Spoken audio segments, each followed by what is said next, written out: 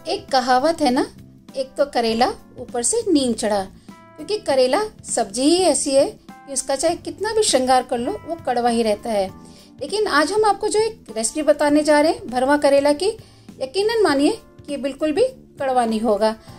थोड़ी सी सिंपल सी टिप्स एंड ट्रिक्स के साथ अगर आप ये बनाएंगे तो आपको ये करेले का टेस्ट बहुत ही पसंद आएगा और बिल्कुल भी आपको इसमें कड़वाहट नहीं लगेगी। Hello everyone, welcome to my channel Post Desi Kitchen. तो चलिए आज हम बनाते हैं भरवा करेला।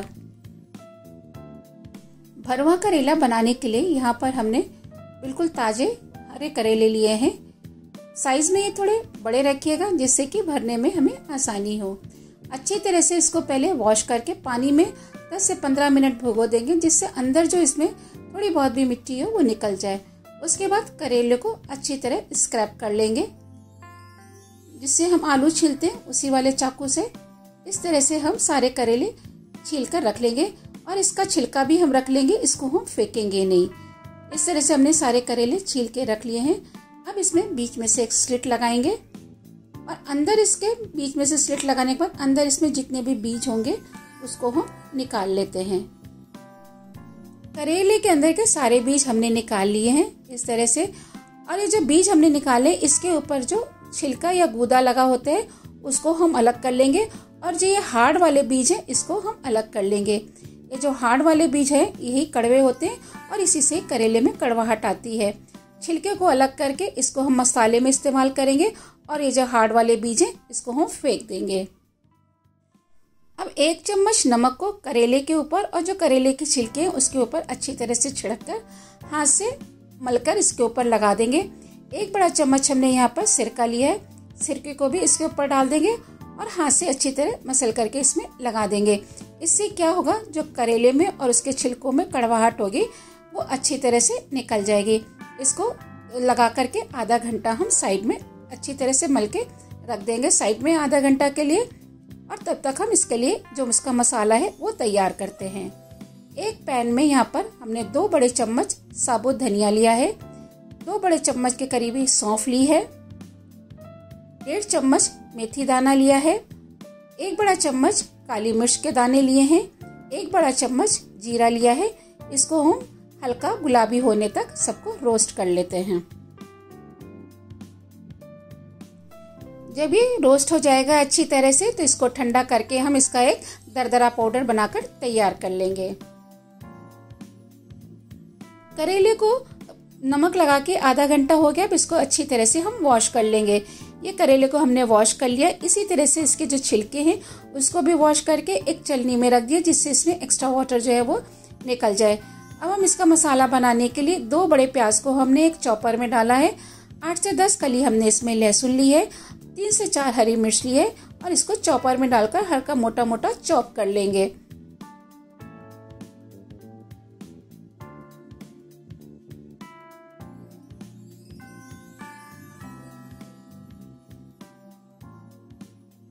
प्याज, लहसुन और हरी मिर्च को हमने चॉप करके एक प्लेट में निकाल लिया है। अब चलिए एक कढ़ाई में तेल गरम करते हैं। यहाँ पर हम सरसों के तेल का इस्तेमाल कर रहे हैं। 1 बड़ा चम्मच सरसों का तेल हमने गरम कर लिया है। अब जो हमने प्याज चॉप करके रखी है इसको हल्का गुलाबी होने तक हम भून लेते हैं। ब्राउन नहीं करना है, केवल ये हल्का सा गुलाबी हो जाए, सॉफ्ट हो जाए बस प्याज, बस उतना ही हमको भूनना है। इसमें अब हम आधा चम्मच हल्दी पाउडर, 1.5 चम्मच हमने यहाँ पर लाल मिर्च पाउडर ऐड किया है, स्वाद के हिसाब से नमक, हींग पाउडर, सबको मिला लेते हैं अच्छी तरह से।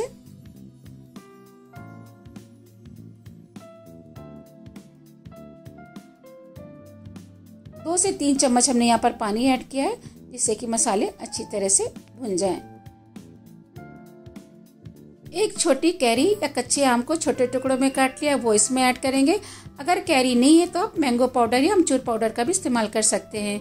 अब जो बीज के छिलके, करेले के बीज के छिलके निकाल के हमने रखे थे, वो छिलके हमने करेले का जो बीज का गूदा था वो ऐड किया है। और जो करेले के छिलके हमने स्क्रैप करके रखे थे वो करेले के छिलके इसमें ऐड किए हैं और अच्छी तरह से मसाले को हम भून लेते हैं।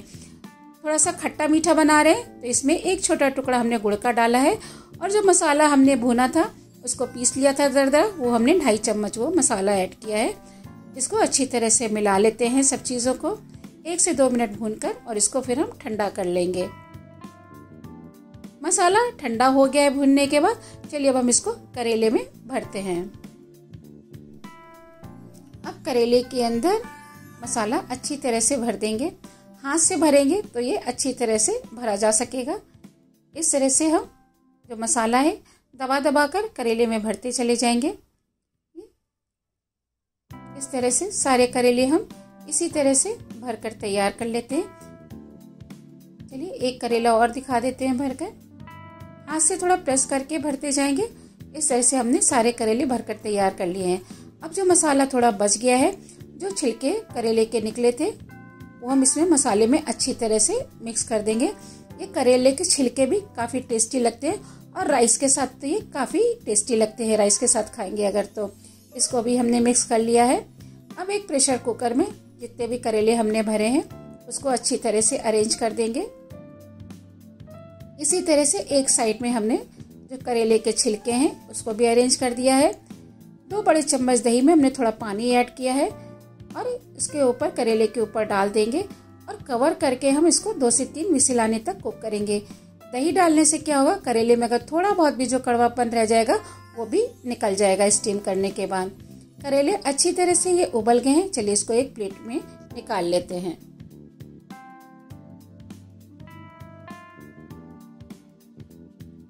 ये करेले के छिलके ये भी अच्छी तरह से उबल गए। इसको एक बार जो करेले का पानी रह गया है कुकर में उसमें अच्छी तरह से मिक्स कर लेते हैं।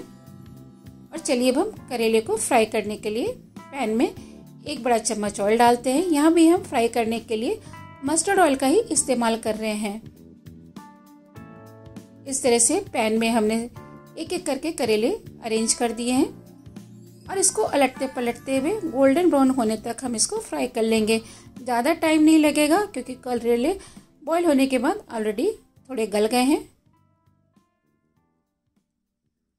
देखिए कितना अच्छा कलर आया। इसी तरह से हम बस करेले को फ्राई कर लेंगे, शैलो फ्राई करेंगे। और ये चलिए करेले फ्राई हो गए, इसको भी हम एक प्लेट में निकाल लेते हैं।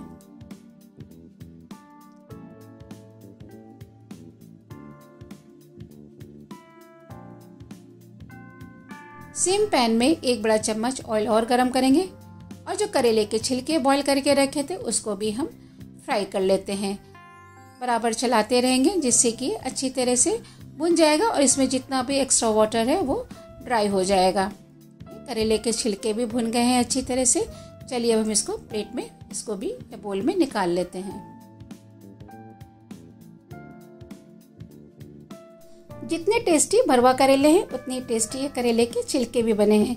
आप भरवा करेले को स्टोर करके भी रख सकते हैं और जब मन चाहे आप इसको फ्राई करके यूज़ कर सकते हैं। अगर आपको ये रेसिपी पसंद आती है तो सबके साथ शेयर ज़रूर करें। वीडियो को लाइक करना बिल्कुल भी नहीं भूलें और अगर चैनल पर पहली बार आए तो प्लीज़ चैनल को सब्सक्राइब ज़रूर करें। फिर मिलते हैं एक नई रेसिपी के साथ अगले वीडियो में। Till then bye and take care.